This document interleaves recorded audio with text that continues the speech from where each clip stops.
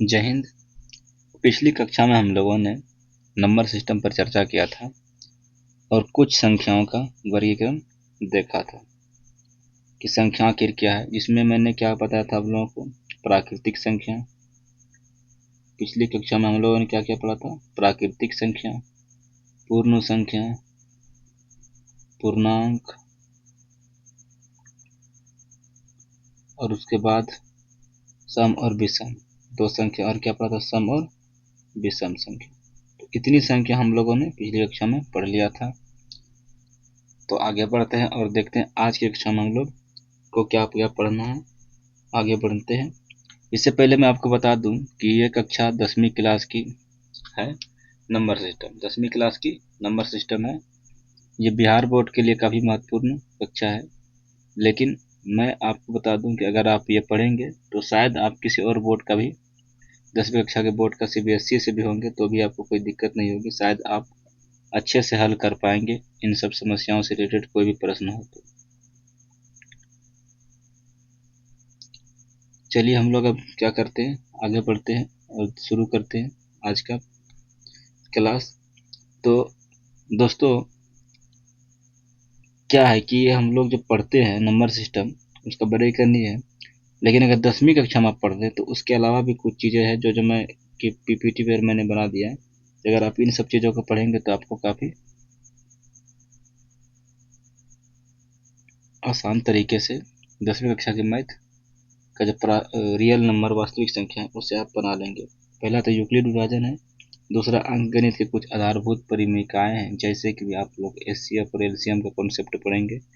उसके बाद डेसिमल का जो कॉन्सेप्ट है कि 0.0 समथिंग है तो उसको कैसे परिमेय संख्या में तोड़ना है, या कौन संख्या परिमेय है या नहीं है, इस पर भी बेस्ड प्रश्न होगा। और कुछ विविध प्रश्न होगा, कुछ विविध होगा जो कि मिसलिनियस टाइप का क्वेश्चन जो कि जरूरी है, इम्पोर्टेंट है, उस टाइप से जो बचा खुचा है, मतलब रेस्ट जो बच जाएगा उनको पढ़ा दूंगा, और महत्वपूर्ण प्रश्न उत्तर। तो ये सब हम लोग क्या करना है, पढ़ने वाले हैं। आज की कक्षा जहाँ तक हो सके संभव हो सके अच्छे से समझाने का प्रयास करूँगा। यदि आप लोगों को कुछ इसमें से कन्फ्यूजन रहती है तो आप लोग कमेंट सेक्शन में ज़रूर लिखेंगे और मैं उन पर अच्छे से एक और नया लेक्चर बना दूंगा, जिससे कि आप फिर से क्या है उसको देखकर अपने डाउट को क्लियर कर सकें। तो अब आगे बढ़ते हैं। पिछली कक्षा में जैसे हम लोगों ने पढ़ा था प्राकृतिक संख्या, तो बस इसी को यहाँ पर क्या किया है, मैंने PPT के माध्यम से बना दिया। जिन लोगों ने पिछली कक्षा में नहीं लिखा था, लिख नहीं पाए थे, छूट गया था, तो उनके लिए काफ़ी महत्वपूर्ण है कि आप लोग क्या करें, स्क्रीनशॉट ले लें, या स्क्रीनशॉट ना ही लें तो क्या करें, आप लोग इसको लिख लें कॉपी पर। तो प्राकृतिक संख्या क्या है, तो गिनती के लिए उपयोग में की जाने वाली संख्या को क्या करते हैं, प्राकृतिक संख्या। वैसी संख्या जिसका उपयोग क्या करते हैं, गिनती के लिए करते हैं। तो कहाँ से शुरू होती है, 1 से शुरू होती है। और पूर्ण संख्या जो प्राकृतिक संख्या में शून्य को शामिल कर दे तो क्या बन जाएगा, वो पूर्ण संख्या बन जाएगी। और पूर्णांक क्या है, इंटीजर, जिसमें क्या करना हम लोगों को कि सभी धनात्मक ऋणात्मक संख्या और शून्य का पूर्णांक। देखो अब क्या है इसमें कि ऋणात्मक जो है, सभी ऋणात्मक प्राकृतिक संख्या और सभी धनात्मक प्राकृतिक संख्या के साथ अगर हम शून्य यानी 0 को शामिल कर दें तो पूर्णांक बन जाता है। और ये एग्जाम्पल में आप लोग देख सकते हैं कि पहले बीच में क्या है, नंबर रेखा पर 0 रख दिए, और दाहिनी ओर जाएंगे तो क्या आ जाएगा, 1 2 3 1 2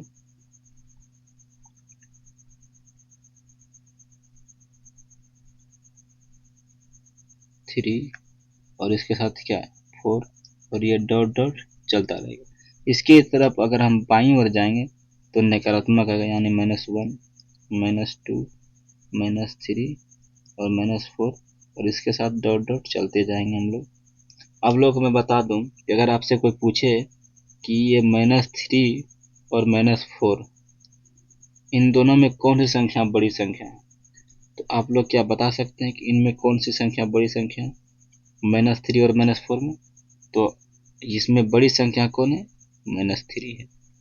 अब आप लोग कहेंगे ये 3 तो 3 से बड़ा तो 4 होता है, लेकिन ये पॉजिटिव में होता है, निगेटिव में नहीं होता। निगेटिव में जितनी बड़ी संख्या होगी उतनी छोटी होगी। निगेटिव में क्या आप याद रखें कि नकारात्मक संख्या जितनी बड़ी होगी वो संख्या उतनी ही छोटी होगी। और धनात्मक में क्या, जितनी बड़ी संख्या होगी उतना मान उसका ज़्यादा होगा या उतनी वैल्यू अधिक होगी। लेकिन नकारात्मक में क्या, जितनी बड़ी संख्या होगी उसकी वैल्यू उतनी कम होगी। यानी अगर कोई संख्या, जैसे मान लेते हैं कि एक संख्या है 17 - 17 480, ये -17 480 संख्या है। अब क्या है, ये संख्या क्या है, ये जितनी बड़ी है इसका मान उतना ही छोटा होगा। ये जीरो से भी ये संख्या क्या है, छोटी है। ये संख्या क्या है, जीरो से भी छोटी है, क्योंकि ये नकारात्मक है, जीरो क्या है, धनात्मक है।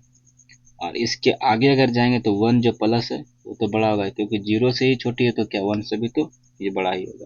तो इतना कॉन्सेप्ट पढ़ लिया आप लोगों ने, और मैंने यहाँ तक बढ़ाया था, और आगे कुछ सम भी बताया था, लेकिन मुझे उम्मीद है आप लोगों ने उनको लिख लिया। अगर नहीं लिखे तो फिर मैं आगे आपको समझाऊंगा, शायद पीपीटी में वो दिया होगा, लेकिन मैं अभी पीपीटी में शायद सम का दिया होगा, सॉरी नहीं दिया है, लेकिन मैं आपको समझा दूंगा लास्ट में।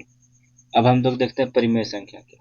परिमेय संख्या और एक अपरिमेय संख्या होता है, जिसे रेशनल नंबर और इरेशनल नंबर से जाना जाता है। यानी परिमेय संख्या रेशनल नंबर और अपरिमेय संख्या इरेशनल नंबर। परिमेय संख्या वैसी संख्या जिसे क्या करते हैं हम लोग पी बाई क्यू के रूप में लिख सकते हैं। यानी जिससे हम क्या कर सकते हैं, पी बाई क्यू के रूप में लिख सकते हैं। आप लोग परिभाषा लिख लीजिए कि वैसी संख्या जिसे हम क्या कर सकते हैं, पी बटे क्यू के रूप में लिख सकते हैं, उसे हम परिमेय संख्या कहते हैं। तो पी बटे क्यू के रूप में लिखना है वैसी संख्या जिसे हम क्या कर सकते हैं, पी बाय क्यू के रूप में लिख सकते हैं। तो क्या हो गया, परिमेय संख्या। लेकिन ध्यान दें कि क्यू कभी भी जीरो नहीं होगा, क्यू कभी भी जीरो नहीं होगा। और क्यों नहीं होगा, क्योंकि हम जानते हैं कि जैसे कोई संख्या यहाँ 4 है और नीचे 0 है तो ये हो जाती है इन्फिनिटी। क्या जाती है, इन्फिनिटी। यानी ये संख्या अनंत हो सकती है, अनंत हो सकती है, इसकी कोई कल्पना ही नहीं की जा सकती। सिंपल सी बात है कि आपको 4 है, आपके पास एक संख्या है 4, आपको 0 व्यक्ति में बांटना है, तो आप कितना भी तरीका से बांट सकते हैं, उसकी अनंत क्या है, काउंट ही नहीं है। 0 व्यक्ति में कितना है, बहुत सारा 0 व्यक्ति में बांट सकते हैं, तो इसका कुछ अनंत हो जाता है। इसलिए यहाँ क्यों कभी भी नेगेटिव 0 नहीं होगा। और दूसरा क्या होगा कि जब भी हम लिखते हैं कि ये, जैसे मान लेते हैं एक संख्या हम लिखें 4, तो ये भी क्या है, परिमेय संख्या, क्योंकि नीचे इसका कुछ ना कुछ है तो 1 है। और अगर हमने यहाँ लिख दिया 14, यहाँ कितना लिख दिया, यहाँ है 14, यहाँ 17 मान लेता हूँ, मैं लिख देता हूँ कि एक संख्या 14 है और एक संख्या मान लेते हैं 17 है। तो यह संख्या क्या है, ये भी क्या है, परिमेय संख्या।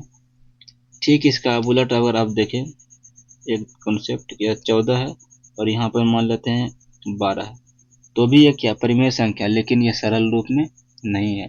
तो आप लोग याद रखें कि इसको सरल रूप में ही करना होगा। सरल रूप में करने के लिए किससे, 2 से कट जाएगा, और ये किससे कट जाएगा, 6 से। तो अब यह संख्या जो है 7/6, ये क्या है, सरल रूप में आ गया। और यही क्या है, परिमेय संख्या है, क्योंकि ये नहीं है बल्कि ये है परिमेय संख्या। इसलिए क्यू और पी का एचसीएफ जो है, पी और क्यू का एचसीएफ हमेशा क्या होगा, 1 होगा। पी और क्यू का एचसीएफ हमेशा क्या होगा, 1 होगा। एचसीएफ जो होगा हमेशा 1 ही होगा, तभी वो परिमेय संख्या होगी। कोई भी परिमेय संख्या आप लें, उसका क्या होगा, पी और क्यू का एचसीएफ 1 होगा सरल रूप में आने के बाद। हाँ, सरल रूप में नहीं है तो कुछ भी हो सकता है, ज़्यादा भी हो सकता है, लेकिन सरल रूप में उसको लाना ही पड़ता है।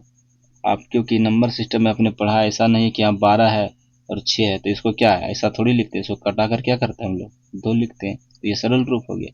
जब सरल रूप में लाएंगे तो नीचे 1 है और 1 और 2 का एचसीएफ भी क्या होगा, 2 ही होगा, 1 ही होगा। तो हमेशा एचसीएफ क्या होगा, 1 होगा। दो परिमेय संख्याओं का अगर कोई संख्या परिमेय संख्या है तो उसके न्यूमरेटर और डिनोमिनेटर का जो है एचसीएफ हमेशा क्या होगा, 1 होगा। क्या होगा, 1 होगा। ये दो संख्या था, तो उसका जो है अगर मान लेते एक संख्या क्या है p है और एक संख्या q है। पहले तो ये क्या है, जिस संख्या को हम p बटे q के रूप में लिखेंगे उसे हम परिमेय संख्या कहते हैं। और ये q कभी भी क्या होगा, जीरो नहीं हो सकता है। और दूसरा क्या होगा कि p और q जो है इसका एससीएफ हमेशा क्या होगा, वन ही होगा। क्या होगा, एससीएफ हमेशा वन ही होगा, क्योंकि सरल रूप में आने पर, सरल रूप में आने पर, सरल रूप में नहीं लाएंगे तो कुछ भी हो सकता है सिर्फ। जैसे 16 है और यहाँ पे मान लेते 12 है, तो ये भी क्या है, ये भी एक परिमेय संख्या है। 16 और 12 भी क्या है, एक परिमेय संख्या है। लेकिन आप यहाँ समझें कि 16 और 12 क्या सरल रूप में नहीं है। इसको सरल रूप में कर देंगे तो कितना से, ये 4 से और ये कितने 3 से कट जाएगा, तो ये क्या होगा 4/3, यानी ये क्या आप सरल रूप में आया। और जब सरल रूप में आएगा तो इसका एचसीएफ देखो 4 और 3 का एचसीएफ कितना होगा, वन होगा। हमेशा वन ही तो आ रहा है, हमेशा वन होगा। लेकिन यहाँ पर क्या, यहाँ पर एचसीएफ क्या होगा इसका, यहाँ पर एचसीएफ 4 होगा। यहाँ पर एचसीएफ क्या होगा, इस संख्या का एचसीएफ क्या होगा, 4 होगा। तो जब सरल रूप में नहीं होगा तो कुछ भी एचसीएफ हो सकता है, 4 हो सकता है, 5 हो सकता है, 10 हो सकता है, कुछ भी हो सकता है, अनंत भी हो सकता है। लेकिन जब सरल रूप में होगा तो हमेशा उसका एचसीएफ क्या होगा, एक ही होगा। ठीक है, आगे अब हम लोग बढ़ते हैं। अब देखते हैं अपरिमेय संख्या। अगर आपको कुछ डाउट है परिमेय संख्या में तो एक बार मैं फिर से आपको बोल देता हूँ। आप लोग अगर चाहें तो लिख भी सकते हैं। परिमेय संख्या वैसी संख्या है जिसे p बाई क्यू के रूप में लिख सकते हैं, जहाँ q does not equal to 0 और p और q का सरल रूप में व्यक्त करने पर जो एचसीएफ हमेशा क्या है, वन आएगा। एचसीएफ हमेशा क्या आएगा, वन आएगा। ठीक है, जैसे में आप लोग क्या, जैसे में एग्जाम्पल लिख सकते हैं, जैसे में लिख लीजिए, कुछ भी लिख लीजिए, 2 लिख लीजिए, 4 लिख लीजिए, 10 लिख लीजिए, 1 लिख लीजिए, कुछ भी लिख लीजिए, 1 लिख लीजिए, जैसे में 2, 3, 17/20, कोई भी संख्या लिख सकते हैं, 18/19, कुछ भी लिखिए। ये क्या है, सरल रूप। ये क्या है, ये संख्या क्या हो गया, परिमेय संख्या। ये सरल रूप में है, ये भी सरल रूप में है। ठीक है, आगे बढ़िए। अब हम लोग देखते हैं अपरिमेय संख्या। तो अपरिमेय संख्या ठीक इसका उल्टा है, वैसी संख्या हम जिसे पी बाई क्यू के रूप में व्यक्त नहीं कर सकते हैं। तो पी बाई क्यू के रूप में व्यक्त नहीं कर सकते हैं मतलब क्या है, जितनी भी संख्या है जिनका रूट नहीं निकलता, जितनी भी संख्या जिनका रूट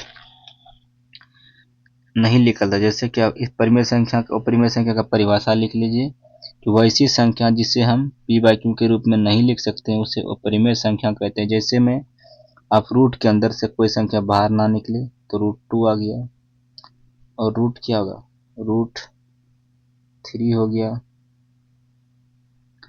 √7 हो गया, √5 हो गया, कुछ भी लिख लीजिए। ये सभी संख्याएं क्या है, अपरिमेय संख्या है। इसके अलावा भी है, जैसे पाई है, इसके अलावा भी है, पाई है, पाई भी क्या है, एक अपरिमेय संख्या। अब आप लोग बताइए कि पाई क्यों अपरिमेय संख्या। तो मैं बता दूं, अपरिमेय संख्या का मतलब है कि वैसी संख्या जो कभी भी टर्मिनेट ना हो और चलती रहे, लेकिन वो रिपीट भी ना करे। संख्या संख्या नॉन रिपीटिंग नॉन टर्मिनेटिंग हो तो उसे क्या कहते हैं, अपरिमेय संख्या। क्या है, तो देखिए 22/7, हम 22, पाई का मान कितना होता है, 22/7। और ये क्या है, नॉन रिपीटिंग नॉन टर्मिनेटिंग, मतलब 22 में 7 से भाग देना है हम लोग। क्या करना हम लोगों को,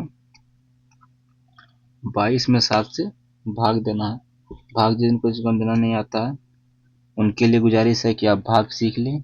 अगर देना आता है तो ठीक है, आप समझें कि ये 22 है और इसमें हम 7 से भाग दे रहे हैं, तो हर बार क्या होगा, कुछ न कुछ भागफल नया ही आएगा।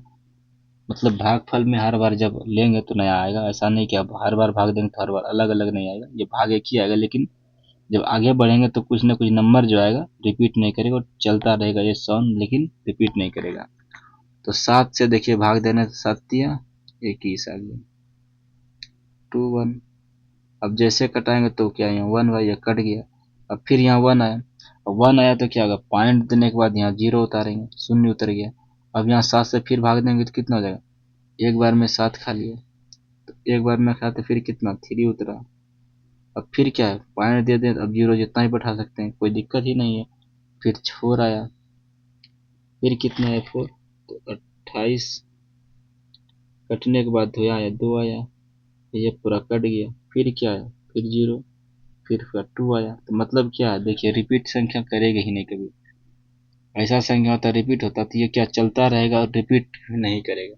तो ये संख्या है कि परिमेय संख्या वैसी संख्या जो नॉन रिपीटिंग और नॉन टर्मिनेटिंग हो, रिपीट भी ना करे और टर्मिनेट भी ना हो, तो उसे कहते हैं हम लोग अपरिमेय संख्या। क्या कहते हैं हम लोग उसे, अपरिमेय संख्या। मुझे उम्मीद है कि आप लोगों ने समझ लिया है। अगर नहीं समझा तो एक बार मैं फिर से आप लोगों को समझा देता हूँ कि वो ऐसी संख्या जिसे पी बाई क्यू के रूप में नहीं लिख सकते हैं, उसे हम क्या कहते हैं, वो परिमेय संख्या कहते हैं। और ये क्या होता है, नॉन रिपीटिंग नॉन टर्मिनेटिंग होता है, नॉन रिपीटिंग और नॉन टर्मिनेटिंग होता है। यानी ये कभी भी रिपीट नहीं करेगा और ना ही कभी खत्म होगा, यानी चलता रहेगा। जब आप किसी में भाग देते किसी संख्या में, चलता रहेगा।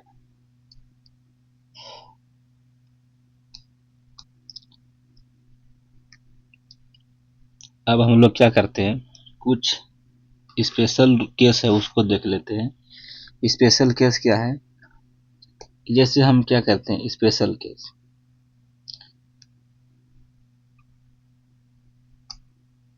स्पेशल केस क्या है कि जैसे हम अपरिमेय संख्या और परिमेय संख्या, तो हम लोग क्या करते हैं, अपरिमेय संख्या और परिमेय संख्या का गुणनफल देख लेते हैं। जैसे मान लेते हैं कोई संख्या एक है अपरिमेय संख्या, ए कोई अपरिमेय संख्या है, और बी क्या है, कोई परिमेय संख्या। यानी या फिर ये उल्टा ले ले इसको, हम लोग क्या करते हैं, यहाँ पे लिख लेते हैं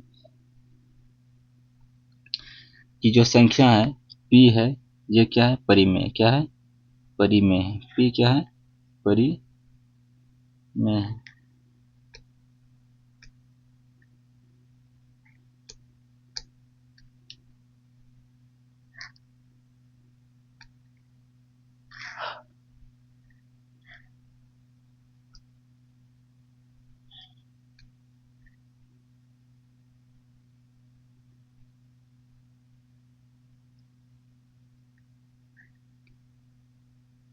पी कोई परिमेय है, परिमेय है। पेन वर्क नहीं कर रहा, माफी चाहूंगा, पेन वर्क नहीं करने लगा कुछ रीजन से।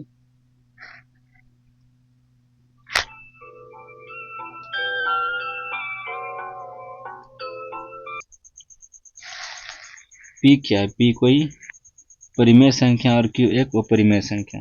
तो अब हम लोग देखते हैं कि पी और क्यू प्लस करने पर क्या होगा, पी प्लस क्यू बराबर हमेशा क्या हो जाएगा, हमेशा होगा क्या, क्यू। हमेशा क्या होगा, क्यू। और पी माइनस क्यू, ये भी हमेशा क्या हो जाएगा, क्यू ही होगा। मतलब क्या है कि या फिर ये कर लीजिए क्यू माइनस पी, दोनों सेम ही है, तब भी क्या आएगा, क्यू। तो परिमेय संख्या और अपरिमेय संख्या का योग और घटाव, योग और अंतर हमेशा क्या होगा, अपरिमेय संख्या होगा। हमेशा क्या होगा, अपरिमेय संख्या ही होगा। तो पहला कॉन्सेप्ट क्या है कि परिमेय संख्या और अपरिमेय संख्या का योगफल हमेशा अपरिमेय संख्या होता है। परिमेय संख्या और अपरिमेय संख्या का अंतर या घटाव हमेशा क्या होगा, अपरिमेय संख्या होगा। अपरिमेय संख्या और परिमेय संख्या का घटाव या अंतर हमेशा क्या होगा, वो भी अपरिमेय संख्या ही होगा। जैसे में आप लोग देखिए, जैसे भी यहाँ पे मेरे पास क्या है, दो, एक कौन संख्या है, परिमेय संख्या। और इसमें अगर हम जोड़ते हैं कितना, √5, तो √5 और ये दोनों क्या है, ये संख्या क्या हो गई, अब ये संख्या अपरिमेय संख्या, ये दोनों काउंट या एड कभी भी नहीं होगा।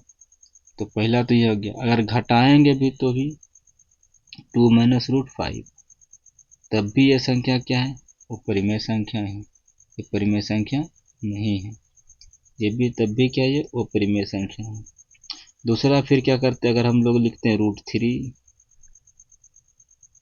और -5, ये क्या अपरिमेय संख्या है और ये परिमेय संख्या। इनको भी घटाएंगे तो ही क्या है, ये दोनों आपस में जुड़ेगा, घटेगा नहीं, ये ऐसे ही रहेगा, ये जुड़े घटेगा नहीं, ना तो इनका ये जोड़ होगा या तो इनका घटाव होगा, या इनका भी घटाव नहीं होगा, बल्कि एज उतर जाएगा, ये इसमें कुछ भी बदलाव नहीं होगा। ये ऐसे सेम टू सेम क्या हो जाएगा, उतर जाएगा, इसमें कुछ भी बदलाव नहीं होगा। यह भी क्या इट इज उतर जाएगा, 2 माइनस अंडर रूट 5। तो ये सभी क्या है, बता रहा है कि ये सभी में क्या है, ये सभी संख्याएं क्या हो जाएगी, ऐसी सभी संख्या अपरिमेय संख्या ही होगी, परिमेय नहीं होगी। जोड़ और घटा करने पर कोई भी संख्या क्या है, वही संख्या सेम टू सेम उतर जाएगी और क्या होगा, वो अपरिमेय संख्या ही होगी। तो अब आपको कहीं पर पूछे कि निम्नलिखित में से कौन सा अपरिमेय संख्या है, तो आप लोग क्या कर सकते हैं, देखकर उसमें ढूंढ सकते हैं, जो कि एग्जाम में पूछा जाता है। और आगे मैं आप लोगों को MCQ भी कराऊंगा, MCQ भी आप लोगों को करवाने वाला हूं। यदि आप लोग कक्षा को ध्यान से समझेंगे तो आप लोग MCQ भी बना लीजिएगा, ये आपको मैं बताऊंगा। अब आगे दूसरा कॉन्सेप्ट देखते हैं। दूसरा कॉन्सेप्ट क्या देखना है कि ये हटा दिया मैंने यहाँ से माइनस, और ये भी हटा देते हैं और समझने का प्रयास करते हैं हम लोग। अगर आप लोगों का छूट गया तो आप लोग क्या करें, वीडियो को रोक कर आप लोग उतार लेंगे, जिन लोगों को छूट गया। P प्लस इंटू क्यू, अब देखिए कि मान लेते हैं ये 2 है और ये कितना है, क्रॉस कितना है, √3 है। अब गुना करेंगे तो कितना आएगा, 2√3। तो ये भी संख्या क्या है, ये भी संख्या एक अपरिमेय संख्या है, तो ये भी क्या हो जाएगा, क्यू ही हो जाएगा। और उल्टा गुना में आप इधर से भी लिखेंगे तो कोई प्रभाव नहीं पड़ेगा, कोई भी प्रभाव पड़ने वाला नहीं है, कोई भी प्रभाव नहीं पड़ने वाला है। अब दूसरा क्या, ये गुना हो गया। अब भाग में भी सेम टू सेम यही है, कि भाग में भी यही है और यहाँ भी भाग देंगे तब भी यही है। अगर मान लेते हैं कि ये है कि P यानी 3 है और इसमें भाग दे रहे हैं हम √7 से, तो ये कौन सी संख्या है, ये संख्या भी क्या है, वो परिमेय है, परिमेय नहीं है। और अगर हम लोग क्या करें,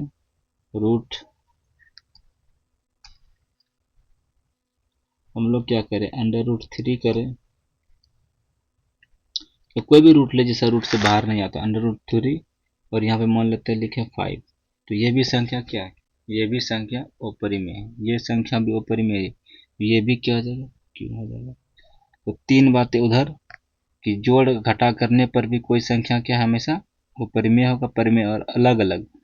अब हम लोग और देखते हैं कॉन्सेप्ट दूसरा, तो यहाँ तक हम लोगों ने समझ लिया। अब दूसरा कॉन्सेप्ट हम लोग क्या देखते हैं, जैसे कि सपोज कीजिए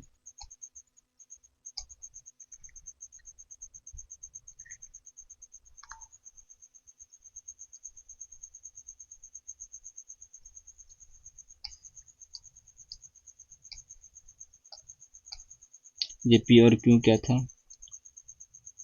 परिमेय परिमेय हम लोगों ने देख लिया कि P परिमेय था। अब क्या करते हैं, हम लोग लेते हैं पहला संख्या P जो है ये परिमेय है, क्या है, परिमेय है, P क्या है, परिमेय है।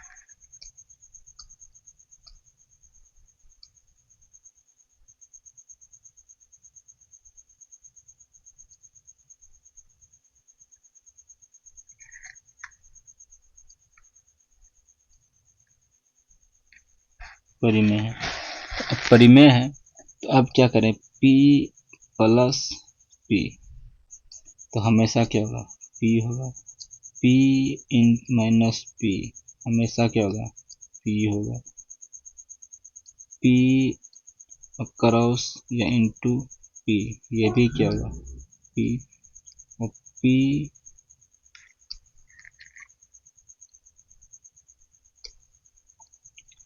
डिवाइडेड बाय P, मतलब हमेशा क्या होगा, P।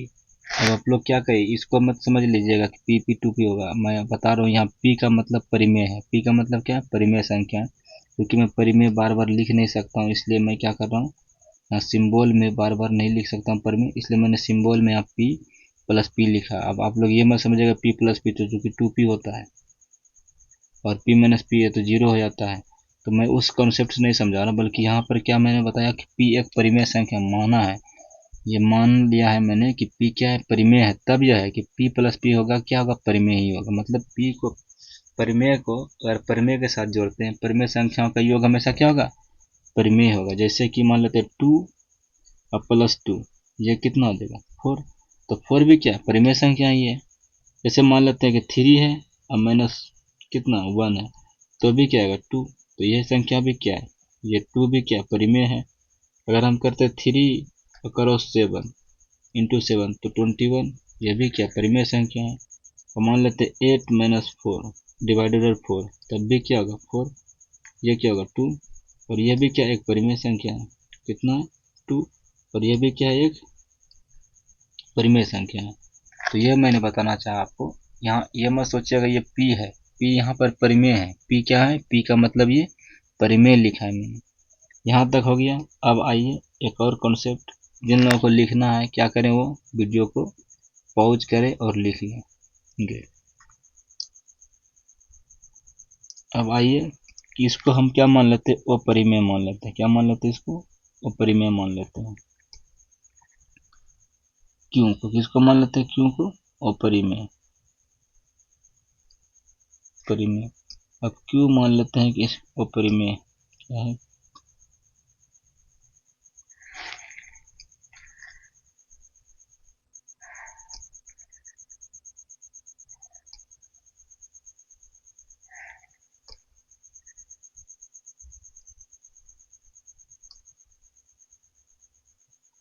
क्यू को क्या मान लेते हैं, अपरिमेय माना हमने। अब अपरिमेय है क्यू, तो क्यू इंटू क्यू। अब यहाँ पर थोड़ा सा Q plus Q, Q minus Q, Q into Q, Q divided by Q. अब यहाँ देखिए हम लोग एग्जाम्पल से समझेंगे तो ज़्यादा बेहतर होगा। जैसे कोई संख्या है 4, कोई संख्या क्या है √3, और एक और संख्या है प्लस में √3, ये क्या होगा, ये √6 हो जाएगा। अब √6 क्या, ये एक अपरिमेय संख्या है, लेकिन तो हम लोग क्या कहेंगे, ये अपरिमेय संख्या है। लेकिन ध्यान दें, अगर यहाँ पर हम लोग क्या करें, √2 है, एक अपरिमेय संख्या, प्लस क्या है √2, ये भी क्या है एक अपरिमेय संख्या। सॉरी सॉरी दोस्तों, बाय मिस्टेक मैंने लिख दिया यहाँ पर, ये नहीं होगा, आई एम रियली सॉरी। ये होगा 2√3, ये कितना होगा 2√3, सॉरी बाय मिस्टेक से लिख दिया। अब यहाँ पर ये भी क्या हो जाएगा 2√2। तो मतलब क्या है कि अगर परिमेय संख्या है उनको अगर जोड़ेंगे तो हमेशा अपरिमेय संख्याओं का योगफल हमेशा अपरिमेय ही होगा, और घटा जोड़ भी क्या होगा अपरिमेय ही होगा। क्या होगा, अपरिमेय ही होगा। लेकिन गुणों में थोड़ा सा ये बदल जाएगा, गुणा में क्या होगा, ये बदल जाएगा। घटाव में भी आप क्या करें, कुछ भी नहीं बदलेगा। क्या होगा, अगर सेम रहेगा तो जुड़े घटेगा, नहीं रहेगा तो सेम के सेम उतर जाएगा। अब गुणा में बदल जाएगा। गुणा में क्या है, आप लोग थोड़ा सा समझेंगे गुणा में। देखिए इसे गुना है यहाँ पर, तो एग्जाम्पल से समझते हैं हम लोग, क्या करते हैं गुना लेते हैं। गुना लेने के लिए तो अब देखिए यहाँ पर क्या है, ये √3 की जगह कुछ और भी संख्या लीजिए, सेम ही रख लीजिए, कोई दिक्कत नहीं है। अगर सेम रखते हैं तो ऑटोमेटिक से क्या है, गुना करेंगे तो ये क्या हो जाएगा √9, और √9 का रूट क्या होता है 3 होता है। सबको मालूम है √9 का क्या होता है 3, √9 का क्या होता है 3 होता है। यहाँ 4 होगा, कितना हो जाएगा √4, और √4 का हम लोग जानते हैं क्या होता है 2 होता है। √4 का क्या होता है 2 होता है। तो 9 का क्या है 3, √4 का 2 आ गया। तो 2 क्या है अब परिमेय संख्या है। तो ऐसे कंडीशन में क्या दोनों हो सकता है, क्यों भी हो सकता है और या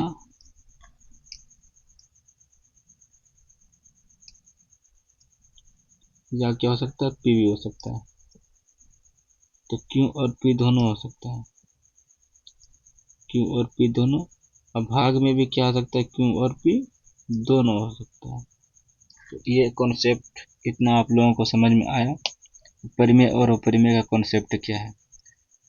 क्योंकि वीडियो काफ़ी लंबा हो चुका है, आधे घंटा का हो चुका है, तो मैं आपको बताऊं कि मेरा ये लक्ष्य है कि आपको धीरे धीरे ही सही, बट जब तक कि आप लोग मेरा मनोबल नहीं बढ़ाएंगे तो क्या करूँगा, मैं आधे घंटे का ही वीडियो भी फिलहाल बनाऊंगा और हर आधे घंटे की वीडियो में मैं कॉन्सेप्ट बताऊंगा। और जैसे सारा कॉन्सेप्ट खत्म होगा उसके बाद हम लोग क्या करेंगे, यूक्लिड विभाजन पर आएंगे। किस पर आएंगे हम लोग, यूक्लिड विभाजन पर आएंगे। यूक्लिड विभाजन क्या है, उसके क्या तरीके हैं उसको समझाएंगे, और उसके बाद एनसीईआरटी का जो क्वेश्चन है चैप्टर वाइज सभी क्वेश्चन को मैं एक एक करके सोल्व भी करवाऊंगा। तो आज के लेक्चर को हम यहीं पर समाप्त करते हैं। मुझे उम्मीद है कि आप लोगों को ये समझ में आया होगा। जय हिंद, जय भारत।